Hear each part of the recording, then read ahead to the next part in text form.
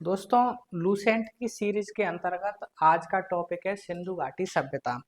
तो आज हम सिंधु घाटी सभ्यता के विषय में जानेंगे और एक एक से जो है उसके फैक्ट को अच्छे से मजबूती से आपको जो है मनी मन में उसका रिवीजन करते चलना है, जिससे फैक्ट जो है आपके मस्तिष्क में ठीक प्रकार से बैठ जाए दोस्तों। ठीक है, तो चलते हैं, आज का सेशन शुरू करते हैं दोस्तों।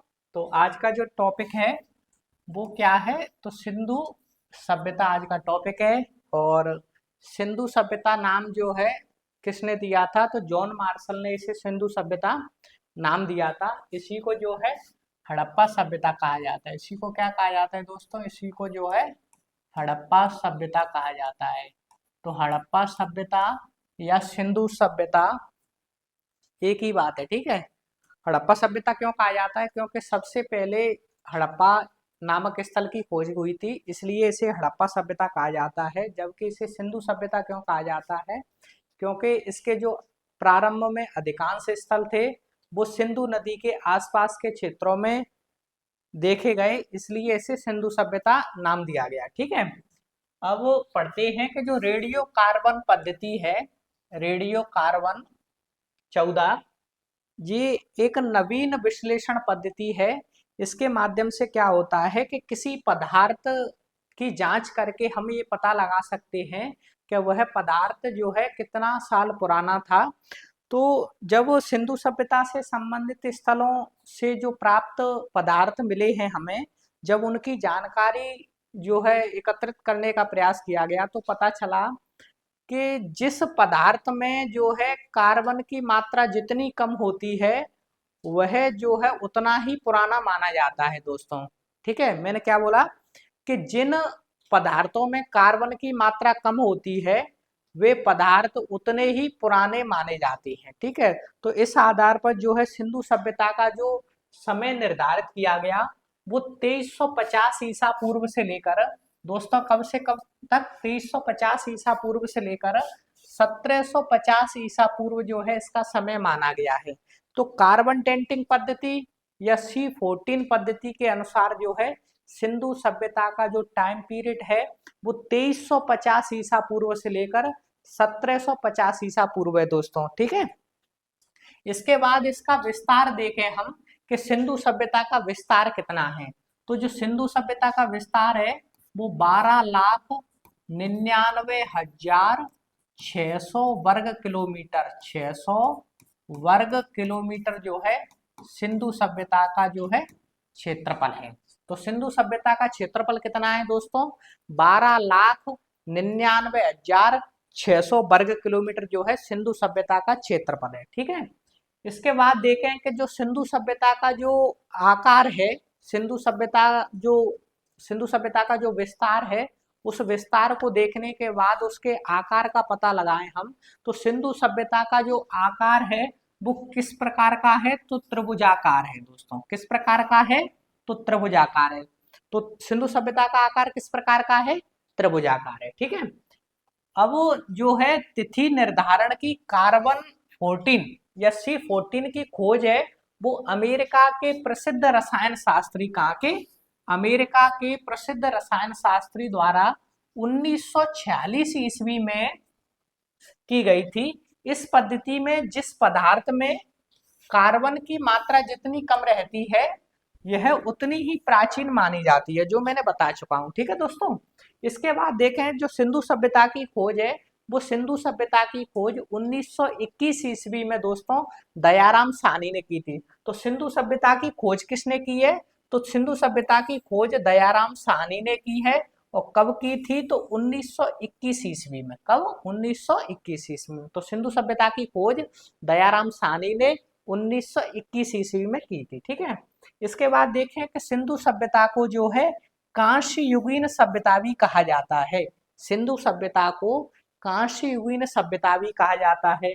क्यों कहा जाता है कांस्य युगीन सभ्यता, क्योंकि इस सभ्यता में जो है सर्वाधिक कांसे का प्रयोग किया गया है।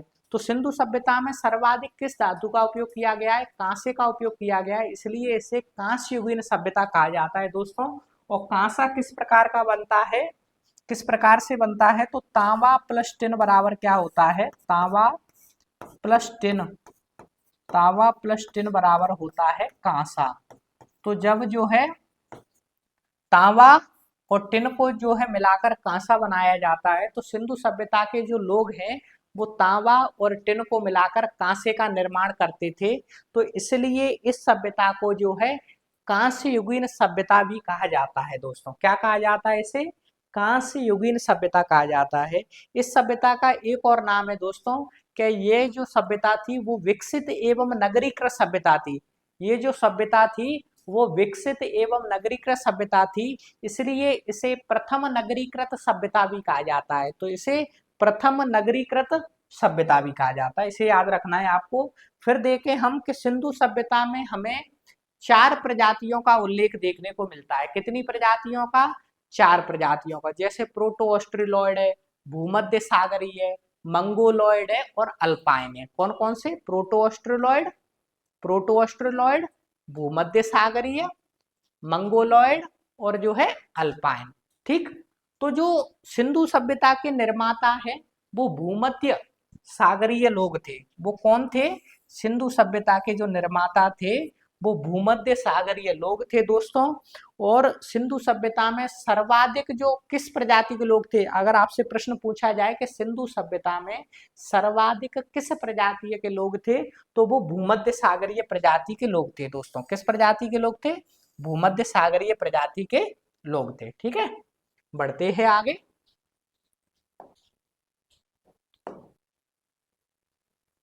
तो सर जॉन मार्शल ये भारतीय पुरातत्व विभाग के जो है अध्यक्ष थे उस टाइम पे, जब सिंधु सभ्यता की खोज हुई थी या सिंधु सभ्यता का जो उत्खनन हुआ था 1921 ईस्वी में। उस टाइम पे जो है जॉन मार्शल भारतीय पुरातत्व विभाग के कौन थे? तो अध्यक्ष थे। ठीक है।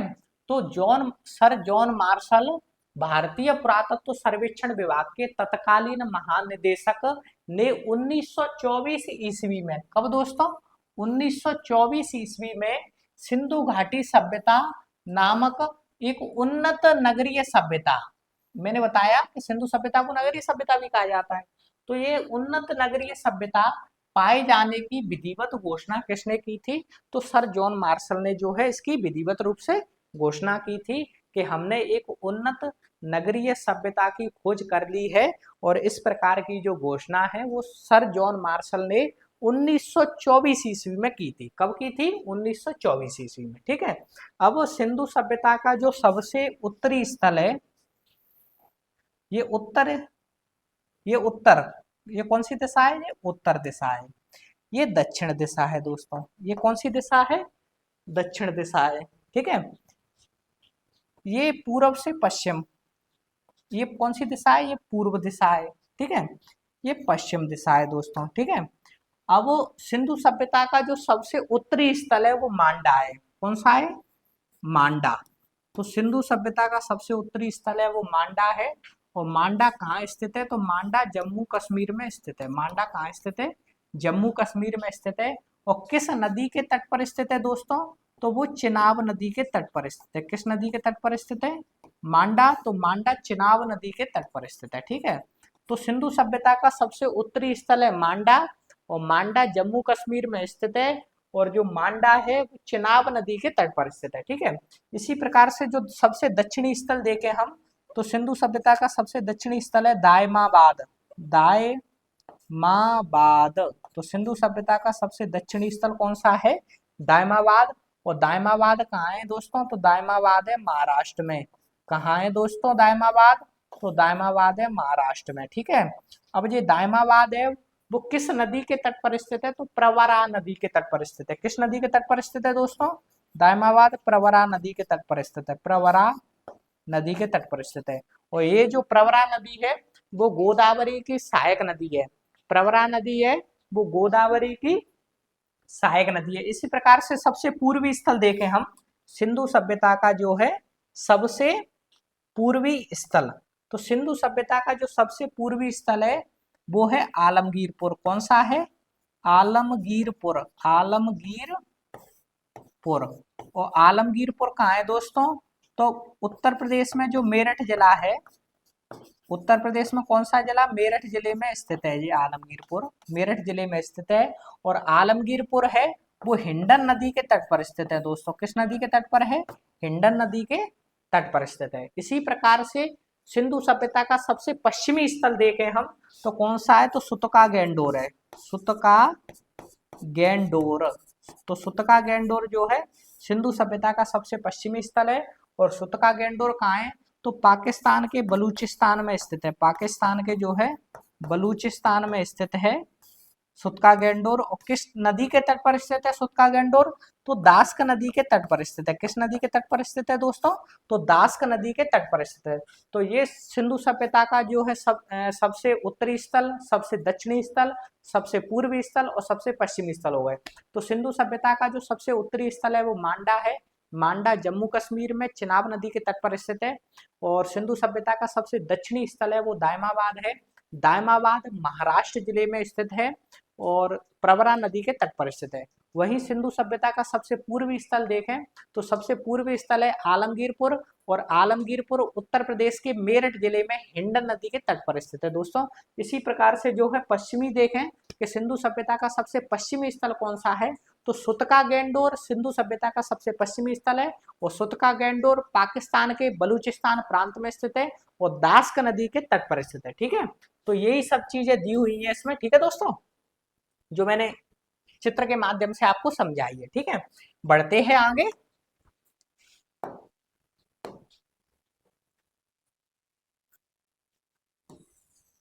तो सिंधु सभ्यता या हड़प्पा सभ्यता नगरीय सभ्यता थी। सिंधु सभ्यता या हड़प्पा सभ्यता कैसी सभ्यता थी? तो नगरीय सभ्यता थी दोस्तों। मैंने बताया कि सिंधु सभ्यता और हड़प्पा सभ्यता किस प्रकार की सभ्यता थी? नगरीय सभ्यता थी। क्योंकि जब आप सिंधु सभ्यता के भवनों को देखेंगे तो प्राय जो है भवन दुई मंजिला हुआ करते थे। ठीक है, दूसरे मंजिल पर जाने के लिए सीढ़ियों का प्रयोग करते थे। ये जो है पक्की ईंटों का प्रयोग करते थे भवन निर्माण हेतु। ठीक है, और ईंटों का अनुपात है वो 4:2:1 था। ईंटों का अनुपात कितना था? 4:2:1। मतलब 4 मतलब लंबाई है इसकी ईंट की, 2 मतलब क्या है? चौड़ाई है ईंट की, और 1 का मतलब है क्या दोस्तों? यह मोटाई है। ठीक है, मोटाई। तो लंबाई, चौड़ाई, मोटाई का अनुपात क्या था सिंधु सभ्यता की ईंटों का? 4:2:1। ठीक है, अब सिंधु सभ्यता की में जो भवन निर्माण हेतु किस प्रकार की ईंटों का प्रयोग करते थे दोस्तों? तो पक्की ईंटों का। ठीक है, अब आगे देखें हम कि जो सिंधु सभ्यता है उस सिंधु सभ्यता के 6 सबसे बड़े नगर कौन कौन से हैं? तो हड़प्पा है। कौन सा? सबसे बड़ा। तो सिंधु सभ्यता का जो सबसे बड़ा स्थल है वो मोहनजोदड़ो है, हड़प्पा नहीं है। कौन सा है? मोहनजोदड़ो है। सिंधु सभ्यता का सबसे बड़ा स्थल कौन सा है दोस्तों? मोहनजोदड़ो है। मोहनजोदड़ो के बाद हड़प्पा है, हड़प्पा के बाद गनेरीवाला है, गनेरीवाला के बाद राखीगढ़ी है, और राखीगढ़ी के बाद धौलावीरा है, और धौलावीरा के बाद जो है कालीबंगा है। ठीक है, तो ये जो प्रारंभ में 3 दिए हुए हैं मोहनजोदड़ो, हड़प्पा और गनेरीवाला, ये कहाँ है? ये पाकिस्तान में है। ये कहाँ है? पाकिस्तान में दोस्तों। और जो बचे हुए राखीगढ़ी, धौलावीरा और कालीबंगा भारत में स्थित है दोस्तों। कहाँ है? भारत में। कौन कौन से?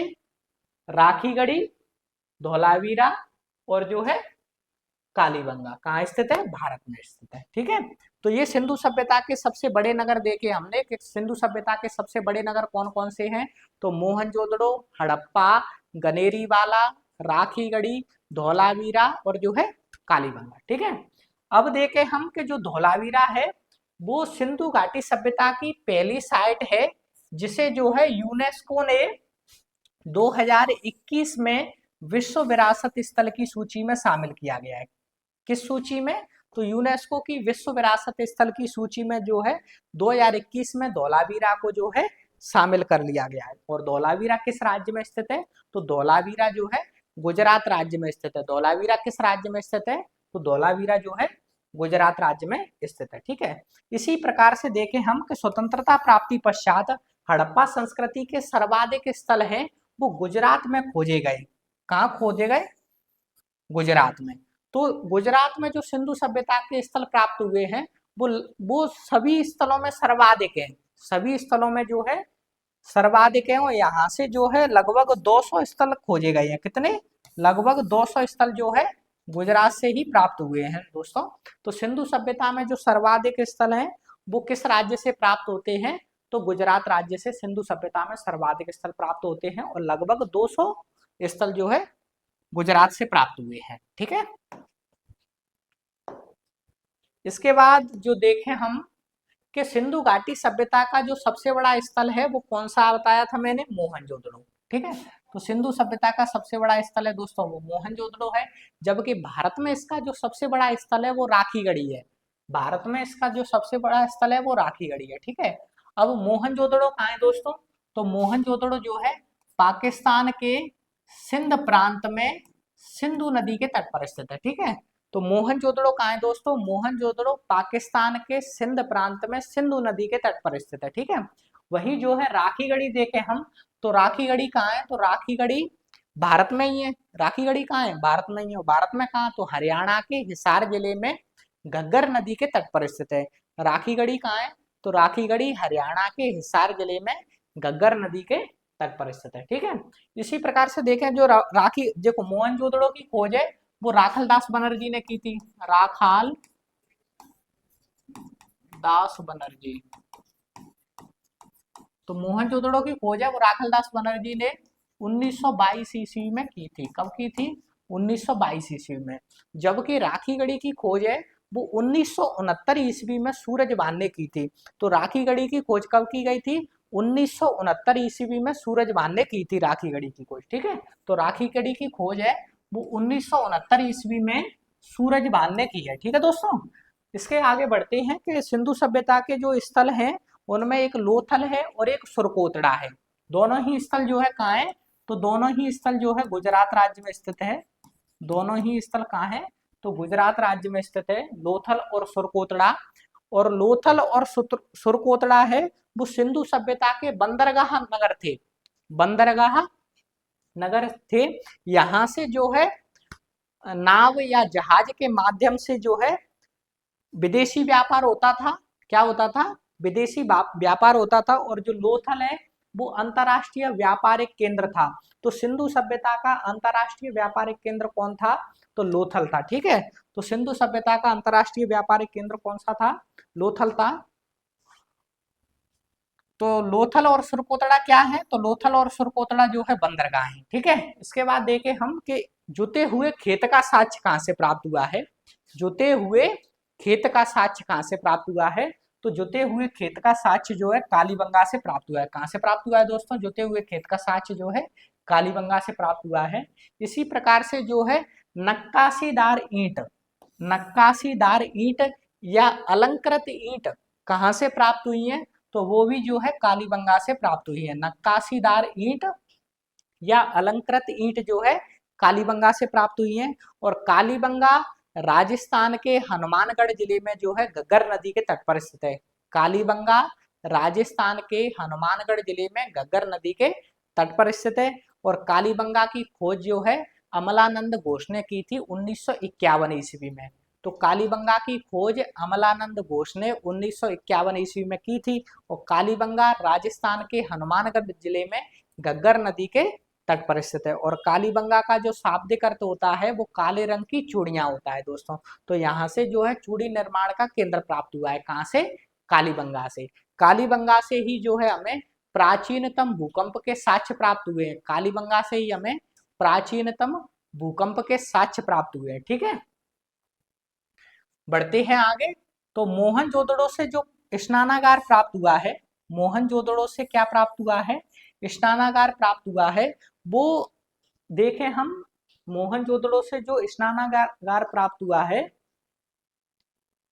ठीक है।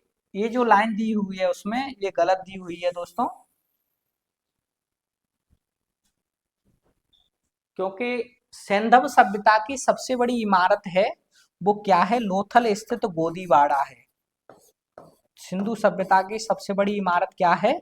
तो सिंधु सभ्यता की सबसे बड़ी इमारत लोथल स्थित गोदीवाड़ा है। अगर आपसे प्रश्न पूछा जाता कि मोहनजोदड़ो की सबसे बड़ी इमारत कौन सी है, तो मोहनजोदड़ो की सबसे बड़ी इमारत है वो जो है कहीं ना कहीं स्नानागार हो सकता था। ठीक है। तो अगर ये लाइन गलत है बिल्कुल, ठीक है, तो आप जो है इसको जो है काट लेना उसमें। तो इसका जो है मीटर लंबाई चौड़ाई दी गई है इसमें, इसकी जो है क्या दी गई है, लंबाई चौड़ाई वगैरह दी गई है इसमें।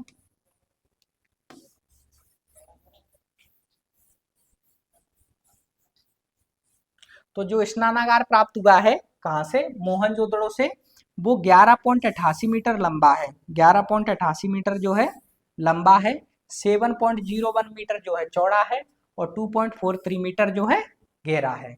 जो मोहनजोदड़ो से स्नानागार प्राप्त हुआ है, मान लीजिए ये स्नानागार है, ठीक है, और स्नानागार में जो उत्तर से और दक्षिण से दोनों ही दिशाओं से उतरने के लिए सीढ़ियां थी। इसी के पास में जो है कुएं बने थे, कुएं से जो है इसमें पानी भर दिया जाता था स्नानागार में, ठीक है, और यहाँ से एक नाली थी, गंदे पानी को जो है दक्षिण पश्चिम में स्थित नाली के द्वारा बाहर निकाल दिया जाता था दोस्तों, ठीक है। इसमें जो है पक्की ईंटों से जो है पलस्तर था, हम कह सकते हैं किससे, पक्की ईंटों से पलस्तर था, और ईंटों को जिप्सम के माध्यम से जोड़ा जाता था, ठीक है दोस्तों, जो बृहद स्नानागार का है, ठीक है। और वहीं जो भवनों में जो ईंटों की जुड़ाई की गई है वो गीली मिट्टी के गारे से की गई है, ठीक है। बढ़ते हैं आगे। अब है अग्निकुंड लोथल एवं कालीगंगा प्राप्त हुए हैं। अग्निकुंड कहाँ से प्राप्त हुए हैं, अग्निकुंड लोथल से प्राप्त हुए हैं और कालीबंगा से प्राप्त हुए हैं। तो कालीबंगा से जो है 7 अग्निकुंड के साक्ष्य प्राप्त हुए हैं, कितने, 7 अग्निकुंड, 7 अग्निकुंड के साक्ष्य कहाँ से प्राप्त हुए हैं, तो 7 अग्निकुंड के साक्ष्य जो कालीबंगा से प्राप्त हुए हैं, और अग्निकुंड के साक्ष्य जो है लोथल से। तो इस प्रकार से जो है अग्निकुंड के साक्ष्य जो है कालीबंगा से भी प्राप्त हुए हैं और लोथल से भी प्राप्त हुए। अग्निकुंड का अर्थ है यज्ञ वेद का हवन कुंड, ये जो है अग्निकुंड है, ठीक है। अब मोहनजोदड़ो से हमें एक ऐसी सील प्राप्त हुई है, मोहनजोदड़ो से क्या प्राप्त हुआ है, एक ऐसी सील या मोहर प्राप्त हुई है जिसमें जो है एक देवता को दिखाया गया है जो पशुपति नाथ देव है। कौन, पशुपति नाथ। तो पशुपति नाथ अंकित एक मोहर प्राप्त हुई है, कहाँ से, मोहनजोदड़ो से। इस प्रकार की एक जो मोहर है, और इस मोहर में एक जो देवता है, कौन है, इस प्रकार देवता है, देवता के जो सिर पर जो है 3 सींग दिए हुए हैं, ठीक है। दाई ओर जो है बाघ, बाघ, हाथी, फिर यहाँ बाई ओर जो है गैंडा और भैंसा, ठीक है, और पैरों के पास जो है 2 हिरन है, ठीक है। तो बाघ, हाथी, गैंडा और भैंसा, और पैरों के पास जो है 2 हिरन है, ठीक है। तो इस प्रकार की जो मोहर प्राप्त हुई है दोस्तों, वो कहाँ से प्राप्त हुई है, तो 3 मुख वाले देवता। तो इस प्रकार की जो मोहर है वो मोहनजोदड़ो से प्राप्त हुई है। वहीं मोहनजोदड़ो से दोस्तों कांसे की नर्तकी की मूर्ति भी प्राप्त हुई है। तो कांसे की नग्न नर्तकी की मूर्ति कहां से प्राप्त हुई है, मोहनजोदड़ो से कांसे की नग्न नर्तकी की मूर्ति प्राप्त हुई है, ठीक है। इसके अलावा देखें हम कि हड़प्पा की मोहरों पर सबसे अधिक जो है एक श्रृंगी पशु का अंकन मिलता है। जो हड़प्पा की जो मोहरें हैं उनमें जो है सबसे अधिक जो है एक श्रृंगी पशु का अंकन मिलता है। यहाँ से प्राप्त एक आयताकार मोहर में स्त्री से गर्भ से पौधा निकलता हुआ दिखाया गया है। तो हड़प्पा से एक मोहर प्राप्त हुई है जिसमें स्त्री के गर्भ से पौधा निकलता हुआ दिखाया गया है। तो इतिहासकारों ने अनुमान लगाया है कि कहीं ना कहीं ये पृथ्वी की देवी रहा है, पृथ्वी की देवी है या उर्वरता की देवी है, ठीक है। तो हम देखें कि जो सिंधु सभ्यता के अंतर्गत अगर मोहरों में सर्वाधिक अंकन देखें तो सर्वाधिक अंकन है वो पीपल वृक्ष का है, पीपल वृक्ष का है। तो सिंधु सभ्यता से प्राप्त मोहरों में सर्वाधिक जो अंकन है वो पीपल वृक्ष का है। उसके बाद जो है एक श्रृंगी पशु का है, ठीक है, एक श्रृंगी पशु, ठीक है। तो अगर आपसे पूछा जाता कि किस पशु का अंकन जो है सर्वाधिक मोहरों से प्राप्त हुआ है, तो एक श्रृंगी पशु। अगर आपसे पूछा जाए कि सिंधु सभ्यता के अंतर्गत जो मोहरें प्राप्त हुई हैं उनमें सर्वाधिक अंकन किस वृक्ष का है, तो पीपल वृक्ष का। वहीं जो पीपल वृक्ष है दोस्तों सिंधु सभ्यता का सबसे पूज्य वृक्ष है। तो सबसे पूज्य वृक्ष कौन सा है, सबसे पूज्य वृक्ष है वो पीपल वृक्ष है, ठीक है। वहीं जो है एक श्रृंगी पशु की बात करें तो यह सिंधु सभ्यता का राजकीय चिन्ह है। सिंधु सभ्यता का जो है राजकीय चिन्ह क्या है, एक श्रृंगी पशु है, ठीक है। बढ़ते हैं आगे। इसके बाद जो है मनके बनाने की कार्यशाला या मनके बनाने का कारखाना कहाँ कहाँ से प्राप्त हुआ है। तो मनके बनाने का कारखाना लोथल से प्राप्त हुआ है, चनूदड़ो से प्राप्त हुआ है। इसके अलावा जो है बनावली से भी प्राप्त हुआ है दोस्तों, राखीगढ़ी से भी जो है मनके बनाने का कारखाना प्राप्त हुआ है। लेकिन आपको ये दो तो याद ही रखने हैं कि लोथल और चनूदड़ो से जो है मनके बनाने का कारखाना प्राप्त हुआ है। कहाँ कहाँ से? लोथल से और चनूदड़ो से। ठीक है, लोथल कहाँ है? तो लोथल जो है गुजरात में स्थित है। लोथल कहाँ है? गुजरात में स्थित है। और लोथल है वो भोगवा नदी के तट पर स्थित है। और लोथल की खोज 1957 ईस्वी में एस आर राव ने की थी।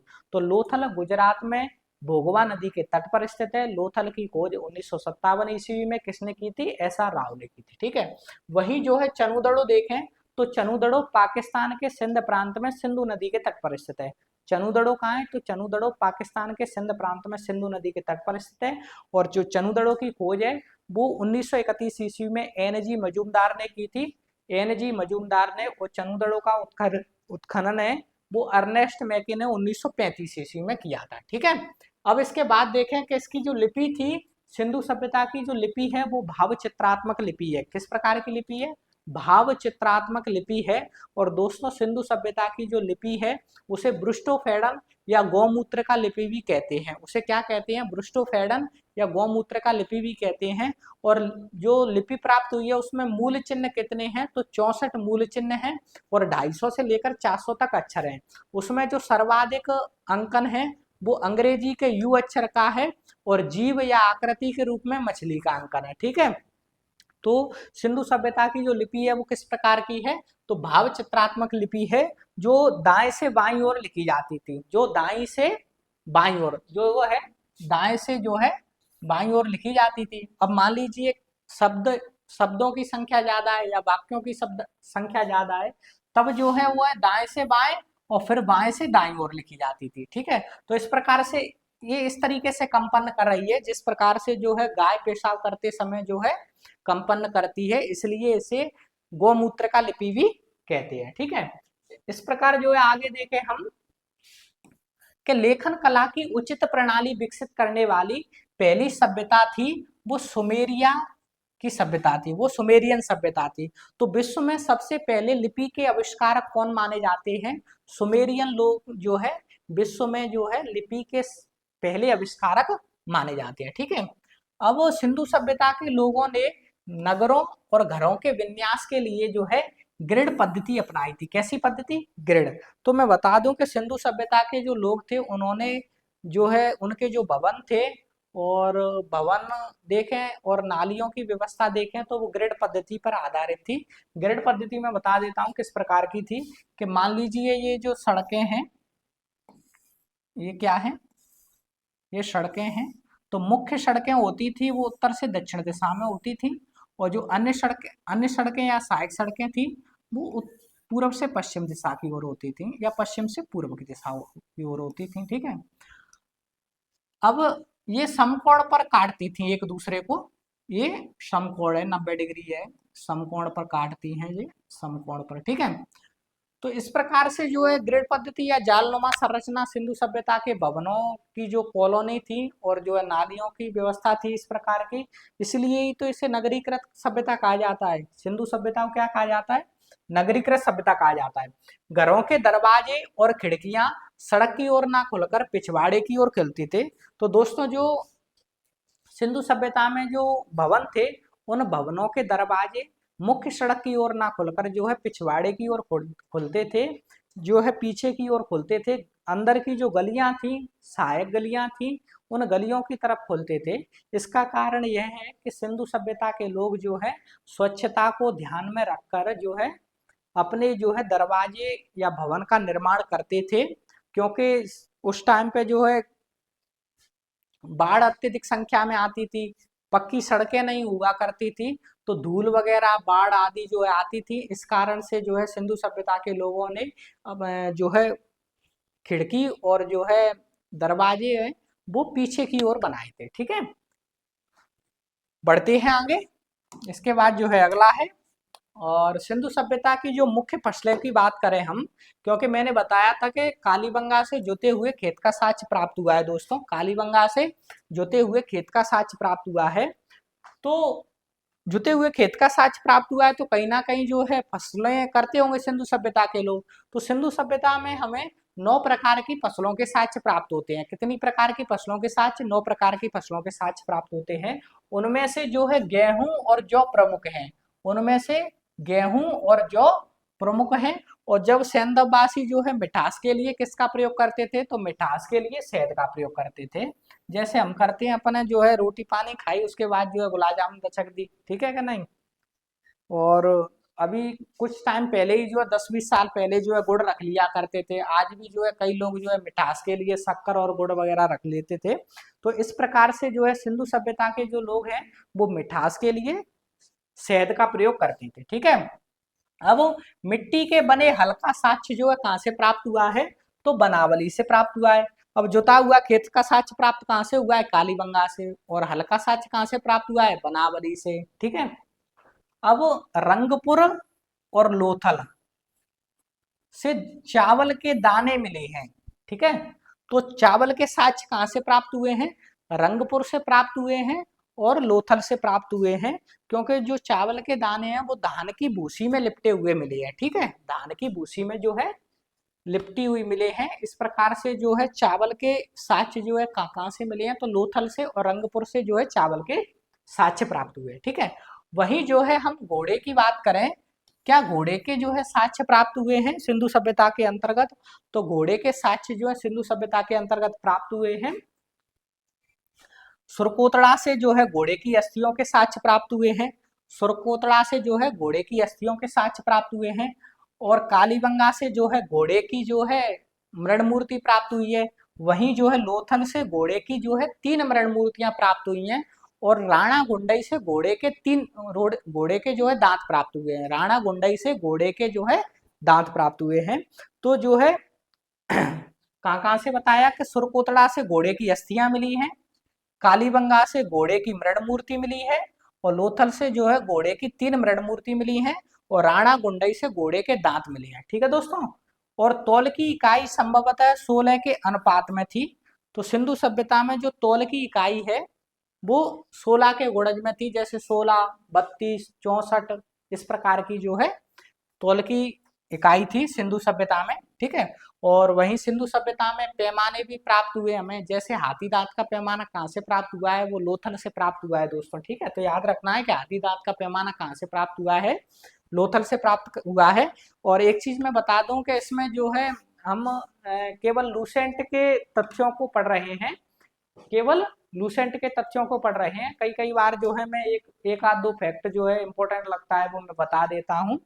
और हम हमारे जो चैनल पर जो है, अगर आपको जो है विस्तृत रूप से जो पढ़ना है, डिटेल में पढ़ना है, तो जो है प्लेलिस्ट में जाकर और भी वीडियो डली हुई है इतिहास की। उसमें जो है लगभग सिंधु सभ्यता के जो 8-10 वीडियो डले हुए हैं। इस प्रकार से जो है वैदिक सभ्यता के 8-10 वीडियो डाले जाएंगे। इसी प्रकार से जो है उसमें विस्तृत चलेगा। उसमें जो है लगभग पीएससी मेंस या नेट जेआरएफ या सेट पीजीटी वगैरह सबके लिए रहेगा। लेकिन ये जो मुख्य रूप से जो है लूसेंट पर आधारित है। और लूसेंट तो आप जानते ही होंगे कि परीक्षा के लिए अति महत्वपूर्ण प्रश्नों का संग्रह लूसेंट में रहता है दोस्तों, ठीक है।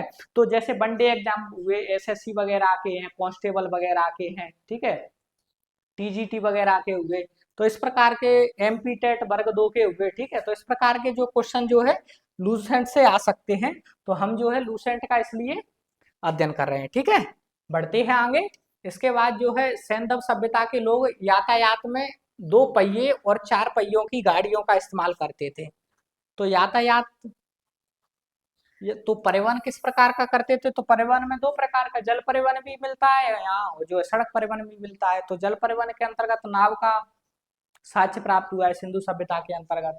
वहीं जो है सड़क परिवहन में देखें तो 2 पहिए और 4 पहिए की बैलगाड़ी प्राप्त हुई है हमें, या भैंसा गाड़ी भी प्राप्त हुई है। जैसे दाइमाबाद से हमें जो है बैलगाड़ी प्राप्त हुई है। दाइमाबाद से क्या प्राप्त हुआ है? बैलगाड़ी प्राप्त हुई है, जिसमें 2 बैल जो है उस गाड़ी को खींच रहे हैं और उसे एक जो है गाड़ीवान चला रहा है, ठीक है। इसके बाद देखें कि मेसोपोटामिया के अभिलेखों में वर्णित मेलुहा शब्द, क्या शब्द? मेलुआ शब्द का अभिप्राय क्या है?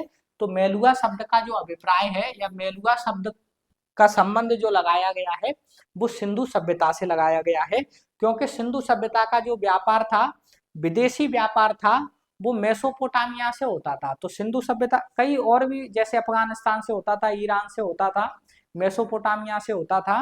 ठीक है, तो सिंधु सभ्यता का जो व्यापार था वो मेसोपोटामिया से होता था दोस्तों।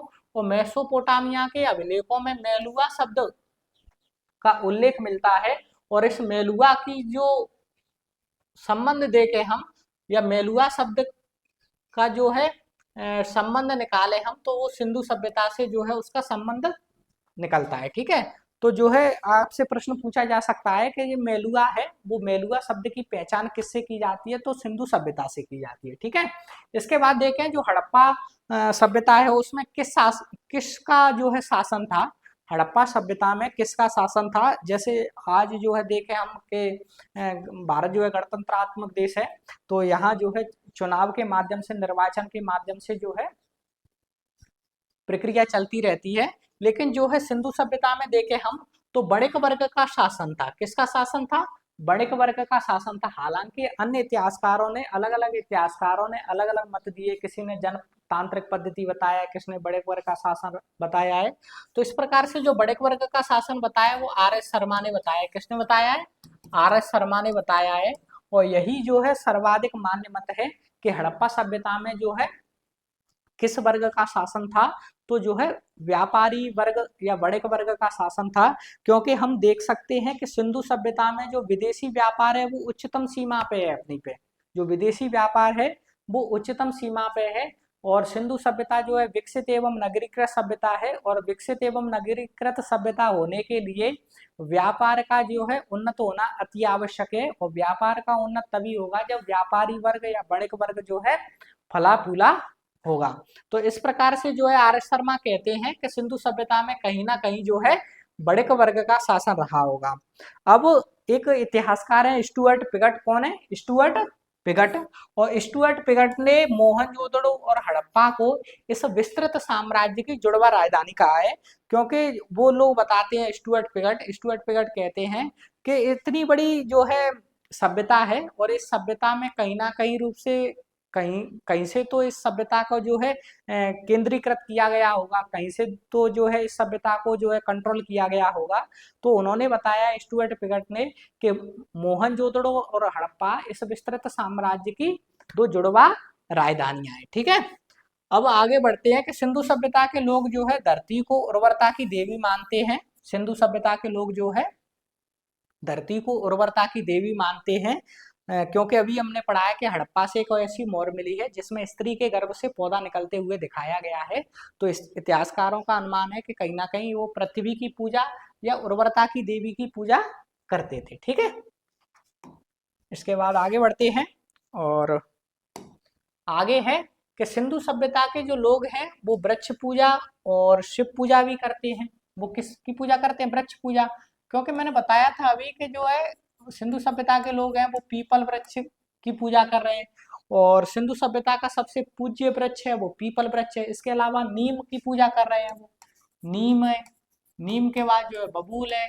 तो नीम, बबूल और जो है पीपल आदि की पूजा कर रहे हैं। वही जो है शिव जी की पूजा कर रहे हैं, क्योंकि जो है कई स्थानों से जो है हमें शिवलिंग के साक्ष्य प्राप्त हुए हैं। ठीक है दोस्तों, वही देखें प्रतीक के रूप में वो स्वास्तिक चिन्ह का जो है, या स्वास्तिक की जो है पूजा कर रहे हैं। स्वास्तिक मतलब, स्वास्तिक का चिन्ह जो है इस प्रकार का बनता है दोस्तों, इस प्रकार से।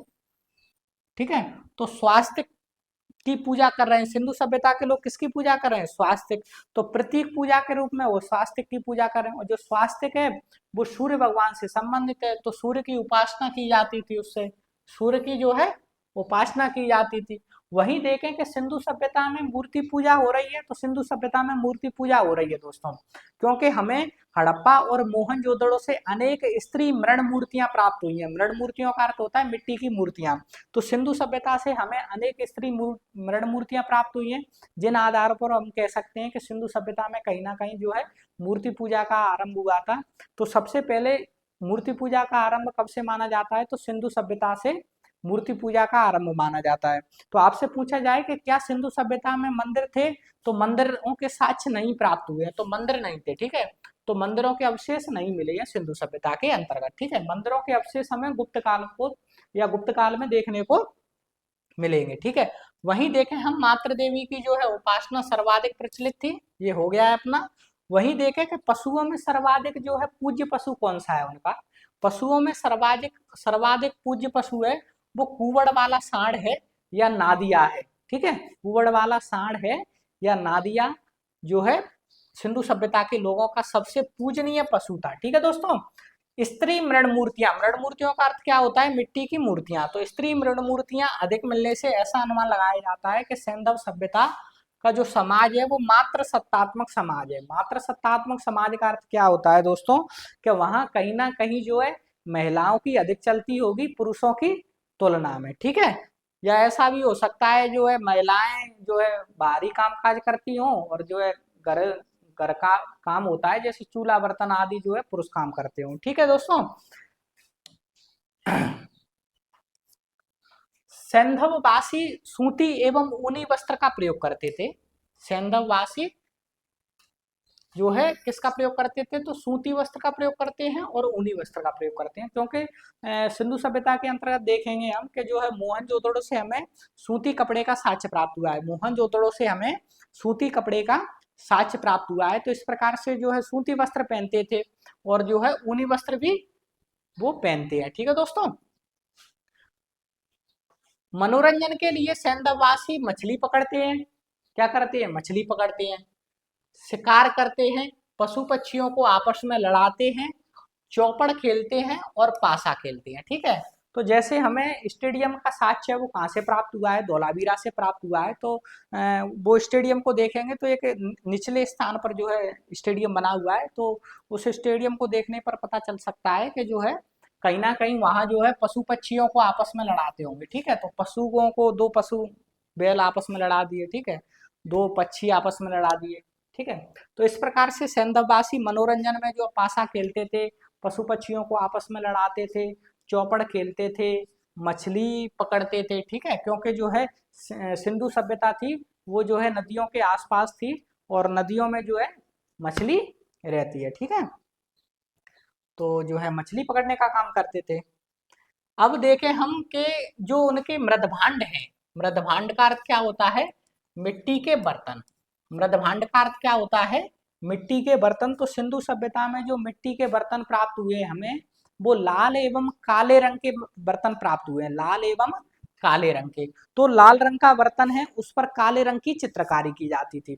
लाल रंग के बर्तन पर जो है काले रंग की चित्रकारी की जाती थी। ठीक है, वहीं देखें कि क्या सिंधु सभ्यता के लोग तलवार से परिचित थे, तो तलवार से सिंधु सभ्यता के लोग परिचित नहीं थे। ठीक है, क्योंकि सिंधु सभ्यता के जो लोग थे वो शांति प्रिय लोग थे। सिंधु सभ्यता के जो लोग थे वो शांति प्रिय लोग थे। ठीक है, अब कालीबंगा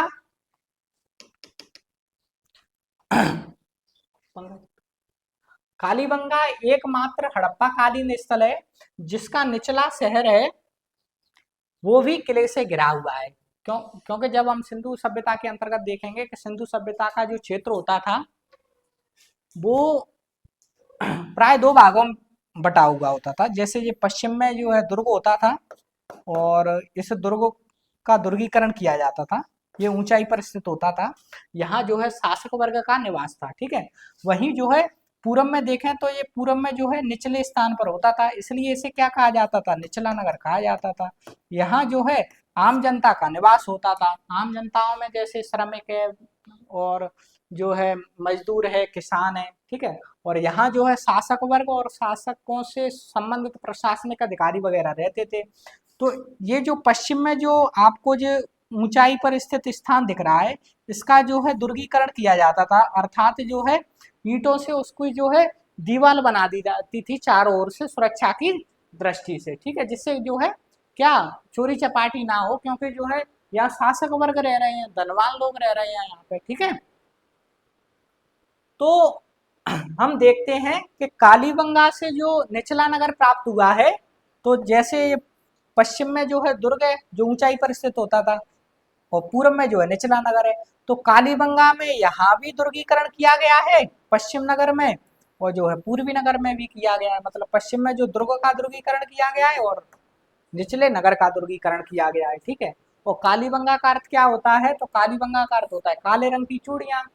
यहाँ से पूर्व हड़प्पा स्तरों के खेत जोते जाने और अग्नि पूजा के प्रमाण मिलते हैं। तो मैंने बताया था कि यहाँ से जो है कालीबंगा से जुते हुए खेत का साक्ष्य प्राप्त हुआ है और साथ ही जो है अग्निकुंड के साक्ष्य प्राप्त हुए। कहाँ से? कालीबंगा से। ठीक है, इसके बाद देखते हैं कि क्या सिंधु सभ्यता में पर्दा प्रथा प्रचलित थी। तो सिंधु सभ्यता में पर्दा प्रथा प्रचलित है और जो है वैश्यावृत्ति भी प्रचलित थी, क्योंकि हम अनुमान लगा सकते हैं कि जो मोहनजोदड़ो और चनुदड़ो से कांसे की नग्न नर्तकी की मूर्ति प्राप्त हुई है, कांसे की नग्न नर्तकी की मूर्ति प्राप्त हुई है, तो इस आधार पर अब कह सकते हैं कि जो है वैश्यावृत्ति भी रही होगी। अब सिंधु सभ्यता में देखें कि अंत्येष्टि किस प्रकार से की जाती थी। तो अंत्येष्टि संस्कार की 3 विधियां प्रचलित थी। ठीक है, अंत्येष्टि संस्कार की जो है 3 विधियां प्रचलित थी। पूर्ण समाधिकरण, आंशिक समाधिकरण, पूर्ण समाधिकरण, आंशिक समाधिकरण और दाह संस्कार। पूर्ण समाधिकरण में क्या होता था दोस्तों कि पूर्ण समाधिकरण में जो है मृतक के शरीर को जलाकर जो है, पूर्ण समाधिकरण में क्या होता था कि मृतक के शरीर को जो है दफना दिया जाता था। ठीक है, इसी प्रकार से आंशिक समाधिकरण में क्या होता था कि जो है बाहर जो है डाल दिया शरीर को मृतकों को खाने के, मतलब उसके लिए पशु पक्षियों को खाने के लिए।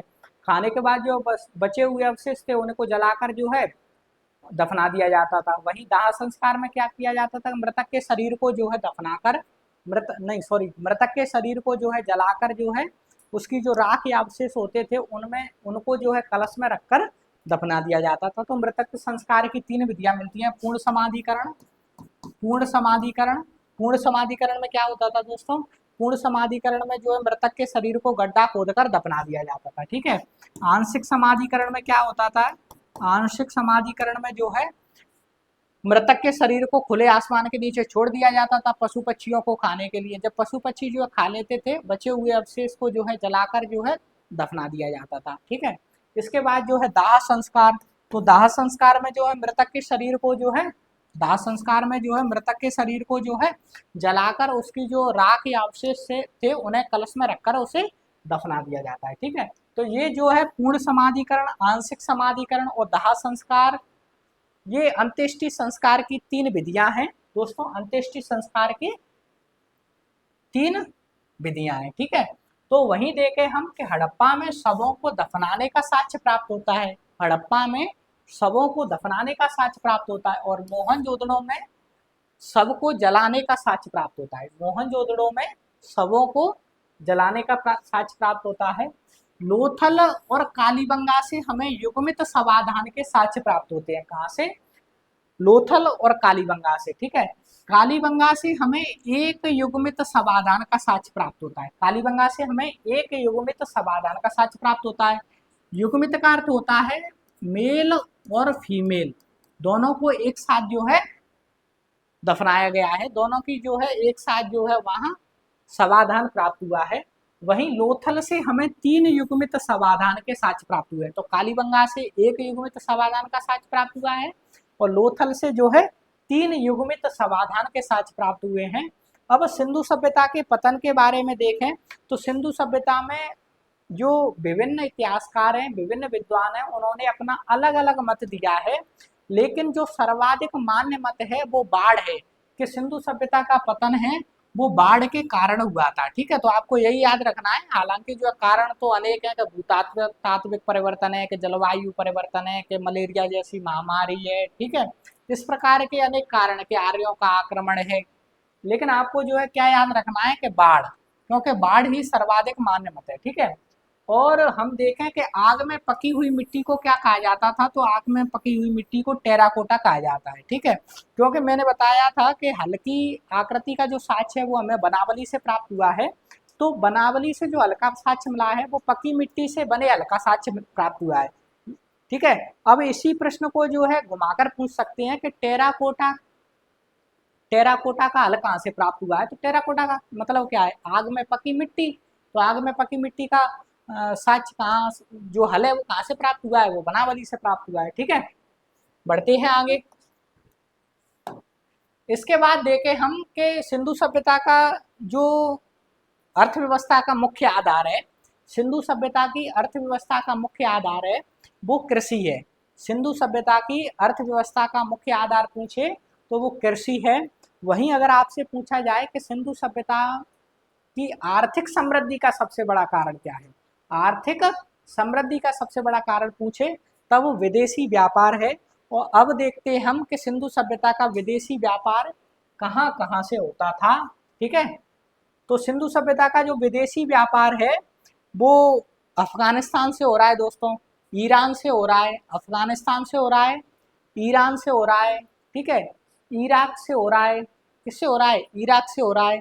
तो इस प्रकार हम देखते हैं कि सिंधु सभ्यता में जो तांबे का आयात है, सिंधु सभ्यता में तांबे का आयात,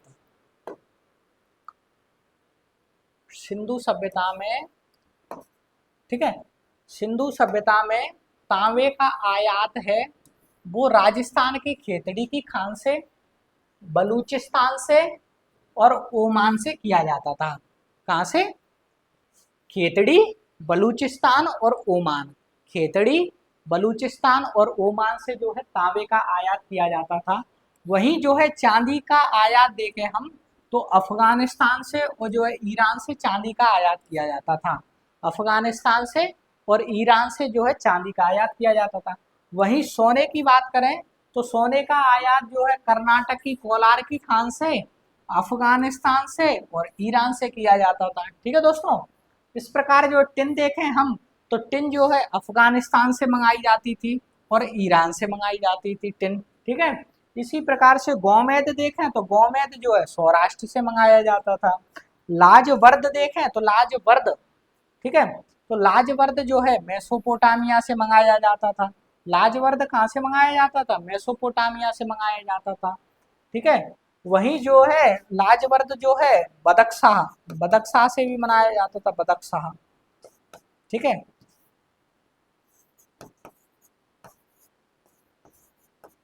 तो बदख्शाह से भी जो है क्या मंगाया जाता था, लाजवर्द मंगाया जाता था। ठीक है, ये कीमती पत्थर होते थे। वहीं जो है शीशे की बात करें हम, किसकी, शीशे की या शीशा की बात करें तो शीशा जो है कहाँ से मंगाया जाता था, तो शीशा जो है ईरान से मंगाया जाता था।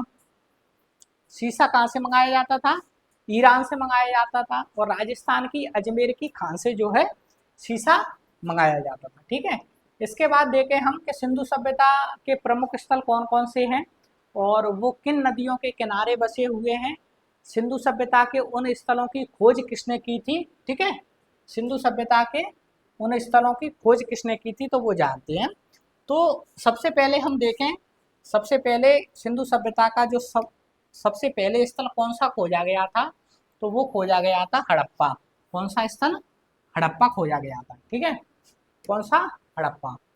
तो जो हड़प्पा है वो हड़प्पा किस नदी के तट पर स्थित है, तो हड़प्पा रावी नदी के तट पर स्थित है। हड़प्पा किस नदी के तट पर स्थित है दोस्तों, तो हड़प्पा रावी नदी के तट पर स्थित है। और हड़प्पा पाकिस्तान के पंजाब प्रांत के साहिवाल जिले में स्थित है, पाकिस्तान के पंजाब प्रांत के साहिवाल जिले में स्थित है।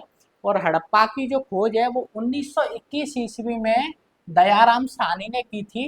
बाद में इसमें जो है माधव स्वरूप वत्स जुड़ जाते हैं, फिर व्हीलर जुड़ जाते हैं।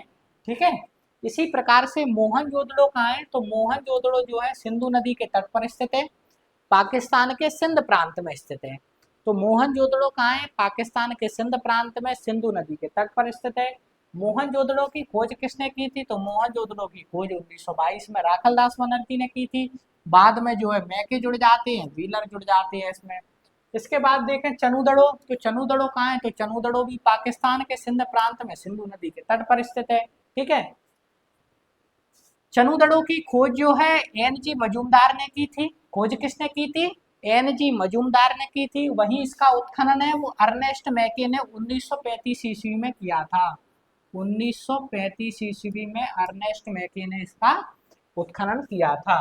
वहीं कालीबंगा की बात करें दोस्तों तो कालीबंगा राजस्थान के हनुमानगढ़ जिले में घग्गर नदी के तट पर स्थित है। कालीबंगा राजस्थान के हनुमानगढ़ जिले में घग्गर नदी के तट पर स्थित है। कालीबंगा की खोज जो है अमलानंद घोष ने की थी। वहीं इसका उत्खनन है वो बीवी लाल एवं बी के थापर ने किया था। तो कालीबंगा की खोज जो है अमलानंद घोष ने 1951 में की है, जबकि इसका उत्खनन है वो 1961 ईस्वी में बीवी लाल और बी के थापर ने किया है। वहीं देखें कि कोटदीजी कहाँ है, तो कोटदीजी भी पाकिस्तान के सिंध प्रांत में सिंधु नदी के तट पर स्थित है। पाकिस्तान के सिंध प्रांत में सिंधु नदी के तट पर स्थित है। ठीक है। और कोटदीजी की जो खोज है वो फजल अहमद ने 1953 ईस्वी में की। किसने? फजल अहमद ने 1953 ईस्वी में की है। वहीं देखें कि रंगपुर, तो रंगपुर गुजरात में स्थित है। कहाँ है दोस्तों? रंगपुर गुजरात में स्थित है और भादर नदी के तट पर स्थित है रंगपुर। रंगपुर किस नदी के तट पर स्थित है? भादर, भादर नदी के तट पर स्थित है। और रंगपुर की खोज किसने की थी? तो 1953 ईस्वी में रंगनाथ राव ने की थी। रंगपुर की खोज 1953 ईस्वी में रंगनाथ राव ने की थी। वहीं रोपड़ की बात करें, रोपड़ जो है पंजाब के रोपड़ जिले में सतलज नदी के तट पर स्थित है। रोपड़ पंजाब के रोपड़ जिले में सतलज नदी के तट पर स्थित है। और रोपड़ की खोज जो है 1953 ईस्वी में यज्ञदत्त शर्मा ने की थी। रोपड़ की खोज 1953 ईस्वी में यज्ञदत्त शर्मा ने की थी। वहीं जो है लोथल की बात करें, तो लोथल गुजरात के अहमदाबाद जिले में, लोथल गुजरात के अहमदाबाद जिले में भोगवा नदी के तट पर स्थित है। और लोथल की खोज एस.आर. राव ने 1957 ईस्वी में की थी। तो लोथल की खोज कब की थी? 1957 ईस्वी में किसने की थी? एस.आर. राव ने की थी। वहीं आलमगीरपुर देखें तो उत्तर प्रदेश के मेरठ जिले में स्थित है आलमगीरपुर। आलमगीरपुर जो है सिंधु सभ्यता का सबसे पूर्वी स्थल है। सिंधु सभ्यता का सबसे पूर्वी स्थल है। और आलमगीर जो है हिंडन नदी के तट पर स्थित है। और आलमगीर की खोज किसने की थी? तो यज्ञदत्त शर्मा ने की थी, 1958 में की थी। सुतका गैंडोर किस नदी के तट पर स्थित है? तो दास्क नदी के तट पर स्थित है। और सुतका गैंडोर सिंधु सभ्यता का सबसे पश्चिमी स्थल है ये। ठीक है। वहीं बनावली की बात करें, किसकी? बनावली, तो बनावली जो है हरियाणा के हिसार जिले में रंगोई नदी के तट पर स्थित है। कौन सी नदी? रंगोई नदी के तट पर स्थित है। और बनावली की जो खोज है वो रविंद्र सिंह बिष्ट ने की है। कब? 1973-74 ईस्वी में। 1973-74 ईस्वी में। वहीं धौलावीरा की बात करें तो धौलावीरा जो कहाँ है? तो गुजरात के कच्छ जिले में स्थित है धौलावीरा। और धौलावीरा की खोज जो है जेपी जोशी ने की है। किसने? जेपी जोशी ने। और इसको जो है बड़े पैमाने पर उत्खनन किसने किया है? तो रविंद्र सिंह बिष्ट ने 1990-91 में इसका बड़े पैमाने पर उत्खनन किया है। वहीं जो है सुतका कोह की बात करें, ये क्या है यहाँ? सुतका कोह, सुतका कोह। तो सुतका कोह कहाँ है? तो सुतका कोह जो है बलूचिस्तान में है। और जो है सादीकोर नदी के तट पर स्थित है। कौन सी नदी? सादीकोर। और जॉर्ज डेल्स जो है इसके उत्खनन करता एवं खोज करता है। ठीक है। तो ये जो टेबल है वो आपको याद करनी है। कहने का मतलब है अच्छे से रटनी है कि हड़प्पा किस नदी के तट पर स्थित है? रावी नदी के तट पर स्थित है। मोहनजोदड़ो किस नदी के तट पर स्थित है? तो मोहनजोदड़ो जो है सिंधु नदी के तट पर स्थित है। इसी प्रकार से जो है कालीबंगा घग्गर नदी के तट पर स्थित है। लोथल भोगवा नदी के तट पर स्थित है। जो है रोपण सतलज नदी के तट पर स्थित है। रंगपुर भादर नदी के तट पर स्थित है। कोटदीजी सिंधु नदी के तट पर स्थित है। लोथल भोग, इस प्रकार से जो है आपको इसको जो है रटना है। कहने का मतलब अच्छे से याद करना है, बार बार रिवीजन करना है, तभी जो है जाकर आपको जो है ये टेबल जो है अच्छे से याद रहेगी। ठीक है दोस्तों। इस टेबल से जो है अनेक प्रकार के क्वेश्चन जो है बन सकते हैं। हालांकि आपको जो है खोज से संबंधित दो जो है याद रखने ही है कि हड़प्पा की खोज किसने की थी? तो दयाराम साहनी ने। और जो है मोहनजोदड़ो की खोज किसने की थी? राखल दास बनर्जी ने। इन दोनों की डेट याद रखना है दोस्तों। और बाकी के जो है आप जो है स्थान याद रख सकते हैं और वो किन नदियों के तट पर स्थित है। ठीक है। और पूरा याद हो जाए तो अच्छी बात है। ठीक है। तो इस प्रकार से जो है आज सिंधु सभ्यता हमारी लूसेंट की जो है कंप्लीट हुई। तो लूसेंट के अंतर्गत जो है सिंधु सभ्यता आज का जो टॉपिक था वो सिंधु सभ्यता का जो पूरा टॉपिक है वो कंप्लीट हुआ। ठीक है दोस्तों। और पढ़ते रहिए दबा के और मिलते हैं अगले वीडियो में। धन्यवाद।